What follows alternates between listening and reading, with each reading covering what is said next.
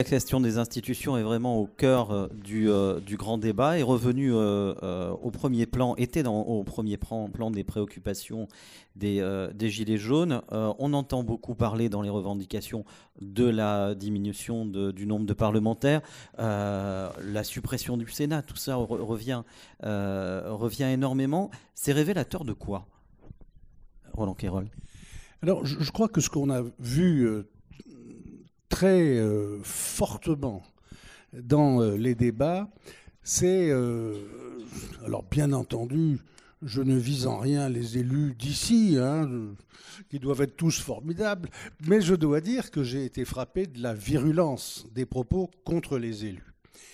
Au fond, d'autant plus surpris d'autant plus intéressé et un peu surpris qu'il ne s'agissait pas seulement de dire sa défiance envers les élus qui tiennent pas leurs promesses, qui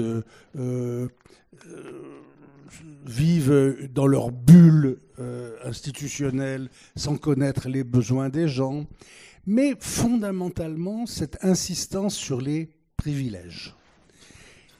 Il y en a assez du privilège des élus. C'est quand même ce que nous a dit largement la France des Gilets jaunes, accepté par la plupart des gens qui répondent et qui sont la France des sondés, qui acceptaient ces thématiques. Donc il y a une vraie demande d'une vie plus transparente, plus modeste, plus humble de nos élus à tous les niveaux. Et je crois que c'est pour ça que du coup, on cherche des réponses institutionnelles qui permettent en même temps de montrer aux gens que la République va faire un peu d'économie, qu'elle va faire de l'économie et qu'elle va se conduire d'une façon telle qu'on va progressivement convaincre les citoyens que oui, on va vers, sinon de nouvelles nuits du 4 août, non, sans doute pas, mais devant la volonté d'avoir des élus qui, un peu comme dans les pays scandinaves, sont plus au service des habitants, ne cumulent plus les fonctions, ne sont pas extrêmement payés pour le métier qu'ils font, mais sont payés comme des cadres, et qui font le boulot sans être tentés par mettre la main dans le pot de confiture ou céder à je ne sais quelle corruption. Alors, c'est évidemment pas mal qu'on ait ce type de discussion entre Français et avec le pouvoir. C'est parfois légèrement exagéré parce qu'on fait comme si tous les élus étaient coupables d'être des corrompus ou des pourris, alors qu'évidemment, ça n'est pas le cas. Il y en a plein qui sont des gens vraiment dévoués et qui vraiment font tout pour essayer de faire le boulot correctement. Et c'est pas vrai non plus que les salaires de tous les élus, ou les traitements ou les indemnités de tous les élus soient si énormes que ça. Mais enfin, c'est bien qu'il y ait la volonté de prendre des engagements et on raccroche à ça des choses qui, à mon avis, ne vont pas de soi et, pardon, même, me paraissent de temps en temps un petit peu de la démagogie. Lorsqu'on dit qu'on va diminuer le nombre de députés ou de sénateurs, alors je ne suis pas surpris parce que dès l'élection présidentielle de 2007 même, dès l'élection présidentielle de 2007, il y a déjà donc 12 ans, tous les candidats à la présidentielle à laquelle vous avez voté, mesdames et messieurs, tous les candidats avaient dans leur programme la diminution du nombre de députés et de sénateurs.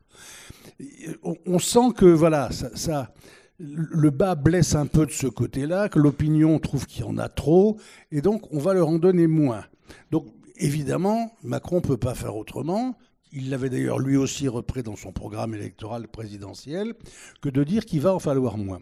Moi, je ne suis pas absolument sûr que ce soit une très bonne chose pour le fonctionnement de la démocratie parlementaire qu'il y ait moins de députés et de sénateurs. Je vous le dis comme je le pense.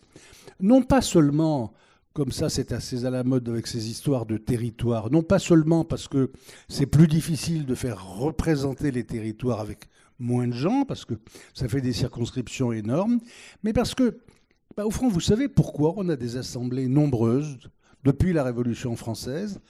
La véritable raison, c'était pas de mieux représenter les citoyens, c'était de faire échapper les élus à la corruption possible du pouvoir. Et donc d'abord de l'exécutif. L'idée, c'est qu'une assemblée nombreuse, elle est diverse, elle peut plus facilement se défendre contre ces tentatives de corruption.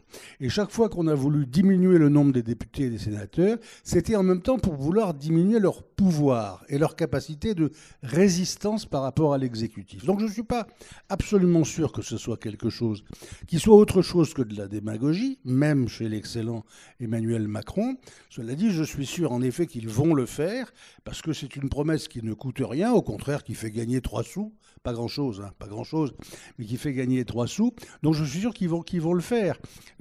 Comme l'a dit Jean-François, oui, le bulletin blanc est nul non plus, ça ne changera rien et ça ne coûte rien, donc on peut toujours le faire. La suppression du Sénat, alors ça m'étonnerait.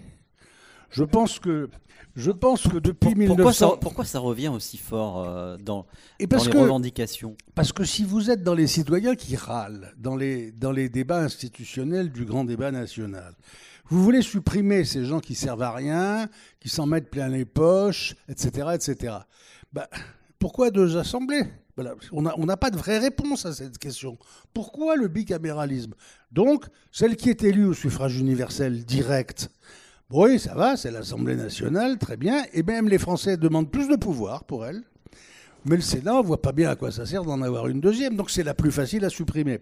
Cela dit, depuis l'essai du général de Gaulle de nous faire le coup du référendum de 69, où nous avons finalement dit non et où le général est parti, je pense que n'est pas né celui qui s'opposerait à l'existence même du Sénat. Voilà. Et quant à l'Assemblée, je voudrais dire une chose, moi, parce qu'ils vont se faire retoquer, renvoyer dans leur foyer un tiers à peu près des députés à l'heure actuelle. Et c'est drôle parce que ça va arriver à un moment où jamais les députés n'ont autant travaillé. Moi, qui fréquente les institutions, et notamment le Parlement depuis quelques décennies, c'est le côté terrible de l'âge de certains d'entre nous, eh bien, jamais je n'ai vu un Parlement travailler autant. Pourquoi ? Parce qu'il y a eu des vagues de députés nouveaux sur tous les bancs de l'Assemblée nationale, mais surtout à cause des nouvelles lois sur le cumul des mandats. Ils n'ont pas à courir d'un mandat à l'autre pour mal remplir, comme ils le faisaient jusqu'à maintenant, et leur mandat de député et leur mandat d'élu local. Et du coup, ils sont au Parlement et ils travaillent. Ils vont dans les réunions de commission, ils vont dans les réunions plénières, ils font le travail parlementaire. Le travail parlementaire est mieux fait qu'il ne l'a jamais été, et je trouve que c'est pas mal, et c'est un petit peu ironique, comme diraient les Américains, de constater que c'est au moment où on a une assemblée qui fonctionne le mieux qu'on va leur supprimer le tiers de leurs membres.